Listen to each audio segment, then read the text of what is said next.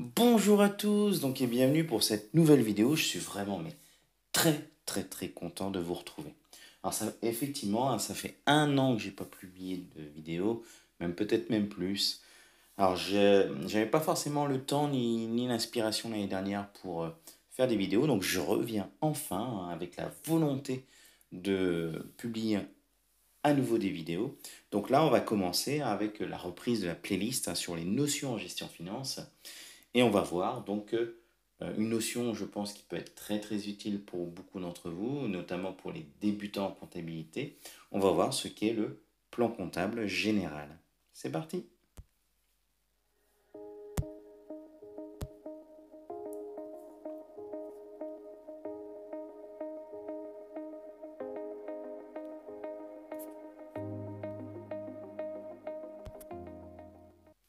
Alors, qu'est-ce que le plan comptable général que l'on appelle de façon brève, souvent avec l'abréviation PCG? Donc, P comme plan, C comme comptable, G comme général. Alors traditionnellement, on désigne le plan comptable, vous savez, comme le petit fascicule en forme d'éventail que l'on utilise souvent dans les cours de gestion, les cours de comptabilité. Souvent, ce sont vos professeurs ou vos formateurs qui vous demandent de l'acquérir. Il faut savoir que ce petit fascicule liste tous les comptes, on va dire, qu'une entreprise peut utiliser. Certes, alors ce petit fascicule n'est qu'un bref résumé de tous les comptes de l'entreprise, sachant que le vrai plan comptable général, on est plutôt sur un gros fascicule, voire même un livre qui est maintenant plutôt numérique, qui, pour chaque compte, recense en fait les règles de la comptabilité. C'est-à-dire que pour chaque compte, par exemple, si on prend le compte sans un capital, le plan comptable général va plutôt expliquer comment on comptabilise les montants dans ce compte. Et cet ensemble de règles sont dédictées par l'ANC, l'autorité nationale. Donc, en gros, c'est une autorité nationale, c'est l'autorité des normes comptables. Donc maintenant, rentrons dans le détail de ce tout petit fascicule. Le but de cette vidéo, ça va être de voir à peu près comment, on va dire, on classe les comptes et quels sont les comptes qu'on trouve dans ce plan comptable général. Et nous, on va s'intéresser vraiment qu'aux 7 premières. Alors ici, chaque classe, généralement, dans un plan comptable, correspond à une couleur, donc qui va par exemple du jaune, en passant par le bleu, le rouge, etc. Voire le rose pour la classe 7. Alors ce qu'il faut que vous compreniez bien, c'est qu'en fait, le plan comptable général raconte un petit peu l'histoire de l'entreprise. Les comptes, bien sûr, sont classés donc par ordre de numéro, de la classe 1 jusqu'à la classe 7. Et bien sûr, on va regarder un petit peu le détail de chaque classe. Et je vais vous expliquer un petit peu pourquoi on dit que c'est l'histoire de l'entreprise. Alors nous allons commencer par la classe 1 qui répertorie en fait tous les comptes de capitaux. Et donc, qui dit compte de capitaux dit en fait c'est le début de l'entreprise. Souvent, ce qui se passe, c'est qu'une entreprise, pour démarrer, elle a besoin de capital. Et on va utiliser forcément différents comptes de capital. Par exemple, le tout premier compte, c'est le compte 10, comme vous pouvez voir ici à l'écran. Le compte 10, capital et réserve. Donc c'est un compte en fait qui est le tout premier. Pourquoi? Parce que lorsque je crée mon entreprise, je vais apporter mon capital. Et ensuite, forcément, avec le temps, je vais mettre des bénéfices en réserve. Alors pour la partie réserve, je vous invite à aller voir ma vidéo justement à propos de la répartition des bénéfices. Et puis ensuite, on monte petit à petit le report à nouveau, le résultat de l'exercice pour les comptes qui commencent par un 12, les subventions, les provisions, différentes provisions, les comptes d'emprunt, donc pour les comptes de 16 qui commencent par un 16. On a les dettes rattachées à des participations et enfin les comptes de liaison et établissements de sociétés en participation. Alors tout ça, on pourrait appeler par exemple ça des ressources financières par exemple. Juste à noter que suivant la formation que vous allez faire en comptabilité, forcément vous n'allez pas utiliser tous ces comptes.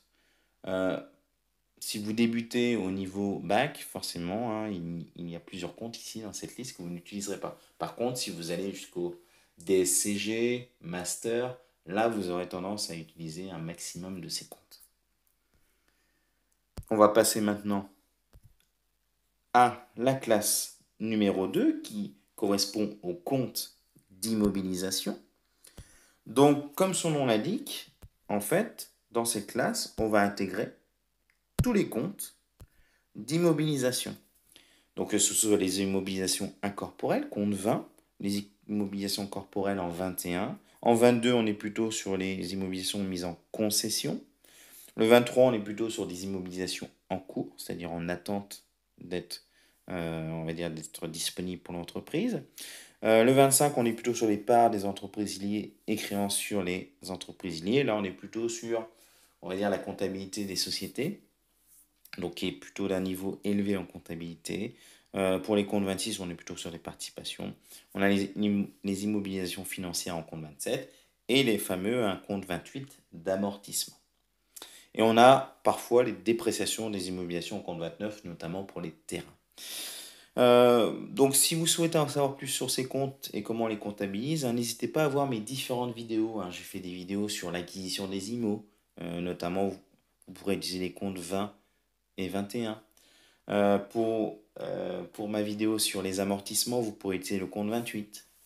Donc voilà, donc classe 2, c'est les immobilisations. Alors, si je reviens sur mon histoire donc, de l'entreprise, il faut savoir que donc, une fois que l'entreprise a des capitaux, donc du capital, de l'emprunt, etc., de la classe 1, elle va pouvoir investir dans des immobilisations, dans des investissements. Donc là, c'est pour ça que nous arrivons sur la classe 2. C'est la deuxième étape dans la vie d'une entreprise. J'ai d'abord les capitaux classe 1 et ensuite j'investis dans des immobilisations. Si nous passons à la classe numéro 3, nous allons voir que la classe numéro 3 s'appelle stock et en cours. Comme son nom l'indique, on va y placer dans cette classe tous les comptes de stock de l'entreprise. Donc du stock de matières premières en 31 jusqu'au stock de marchandises en 37. Et on a bien sûr les dépréciations de stock et en cours. Donc pour l'utilisation de tous ces comptes, je vous invite à aller voir justement toutes mes vidéos qui concernent la comptabilisation des stocks. Que ce soit les dépréciations ou éventuellement indirectement la constatation des stocks initiaux et stocks finaux. Au niveau de la classe 4, donc c'est les comptes de tiers. En gros, c'est tous les comptes liés aux partenaires de l'entreprise. Par exemple, le compte 40 pour tout ce qui est fournisseur, les comptes 41 pour les clients, les comptes 42 pour tout ce qui est personnel, les salariés. Au niveau de la sécurité sociale, tout ce qui est, on va dire, en lien avec les charges sociales et les cotisations salariales, on est sur le compte 43.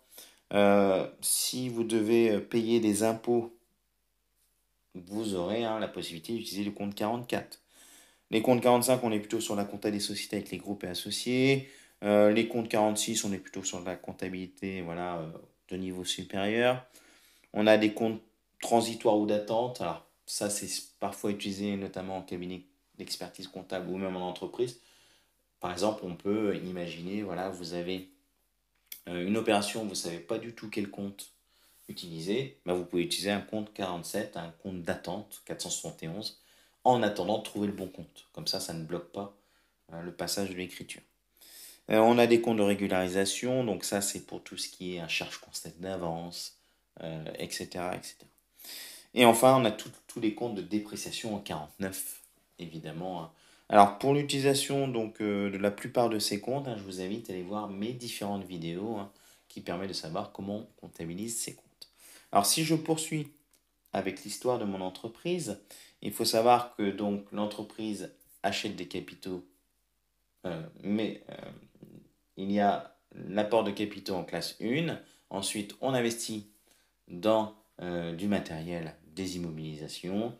On crée un petit stock. Et là, forcément, en compte de classe 4, ce qui se passe, c'est que forcément, on a des dettes, on a des créances, on doit de l'argent à nos différents partenaires. La classe 5, comme son nom indique ici, ce sont tous les comptes financiers. Alors les comptes financiers, ça regroupe quoi? Ça regroupe notamment tout ce qui concerne, entre guillemets, la trésorerie de l'entreprise et ses placements financiers. Par exemple, les VMP, c'est des comptes 50, on a le 503 pour les actions, 506 pour les obligations, par exemple. On a tous les comptes banques, établissements financiers, les chèques, etc., c'est compte 51. Les instruments de trésorerie, alors ça c'est très particulier, c'est en compte 52. Et le très connu, le compte de caisse en 53. Alors on a des régies d'avance et accréditives, donc ça c'est particulier en 54. Les virements internes en 58. Et enfin, en 59, c'est pour par exemple la dépréciation des comptes financiers, notamment on va dire les actions et les obligations. Donc voilà, alors au niveau bac, on utilise surtout le compte 51 et 53 pour la banque et la caisse. Après, plus on monte dans les études supérieures, plus on utilise les autres comptes comme le 503, le 506, etc. Continuons avec la classe 6. Alors la classe 6, c'est traditionnellement donc un compte notamment de charge. Donc là, compte de classe 1 à 5, on était plutôt sur des comptes de bilan qui concernent le patrimoine de l'entreprise. Et là, on va attaquer avec la classe 6, qui est plutôt un compte de gestion, donc qui est un compte notamment qui reprend tous les comptes de charge. Donc la classe 6 sur les charges, c'est tous les charges de l'entreprise, donc que ce soit les achats en 60, les 61, 62, c'est plutôt pour les services, les impôts, voilà, que l'entreprise, donc on va dire, subit ou doit payer, c'est notamment au compte 63. Tout ce qui concerne les charges liées au personnel, c'est 64. Si on peut avoir d'autres charges de gestion courante, donc un peu d'exploitation à 65. Toutes les charges financières sont en 66. Et toutes les charges exceptionnelles sont en 67. Si vous avez des amortissements, c'est en compte 68. Et évidemment, on peut avoir des comptes 69 avec la participation des salariés au résultat de l'entreprise, ainsi que l'impôt sur les bénéfices. Donc concrètement, si vous souhaitez savoir comment on comptabilise tout ça, alors ces comptes de classe 6 sont traditionnellement au débit, donc il faut aller voir dans mes différentes vidéos qui correspondent donc sur les différents achats, les biens services, etc. etc. Donc là, ce sont toutes les charges de l'entreprise et forcément, en face, dans le compte de résultat, nous avons la dernière classe, la classe 7, qui correspond aux produits. Et là, vous avez tous les produits de l'entreprise qui sont souvent en miroir des comptes de classe 6 des charges. C'est-à-dire que on avait tout à l'heure achat de marchandises en 60, achat de matières premières, etc., de marchandises dans les comptes 60. Là, si on vend des produits finis, des prestations de services, des marchandises, ça sera le compte 110. La production stockée, donc c'est compte 71, c'est-à-dire je produis pour stocker. Donc là, c'est plutôt dans les stocks, la gestion des stocks. Les productions immobilisées, en gros, c'est l'entreprise produit pour qu'elle puisse garder ce qu'elle fabrique en ressources matérielles, c'est-à-dire en immobilisation. Si elle obtient des subventions d'exploitation, ce sera plutôt les comptes 74. 75 pour les autres produits, voilà, notamment de gestion courante, c'est-à-dire d'exploitation. Tous les produits financiers sont en 76, donc c'est en miroir avec le compte 66 sur les charges financières. Et toujours en miroir, on a le 77 avec tout ce qui est exceptionnel au niveau des produits. Et en parallèle, on a le 67 avec les charges exceptionnelles. Enfin, les reprises sur amortissement dépréciation, c'est en 78. Et les transferts de charges sont en 79. Donc il faut savoir que tous ces comptes, évidemment, sont plus ou moins utilisés suivant votre niveau d'études. Si vous êtes au bac, forcément, il y a certains comptes que vous n'allez pas utiliser. Donc voilà, donc j'espère que cette vidéo vous aura plu. Alors comme d'habitude, si vous êtes tout nouveau sur ma chaîne, n'hésitez pas à vous abonner. Parce que voilà, cette année, je vais relancer mes vidéos. Donc ça veut dire que vous allez en recevoir régulièrement. Alors n'hésitez pas à me dire en commentaire voilà, si vous souhaitez qu'on aborde des termes particuliers, des notions particulières en gestion et finance, sachant que bien sûr, n'hésitez pas à aller voir ma playlist sur les différentes notions de gestion finance. Je vous dis donc bon courage pour cette année scolaire et je vous dis à très très bientôt. Ciao, ciao.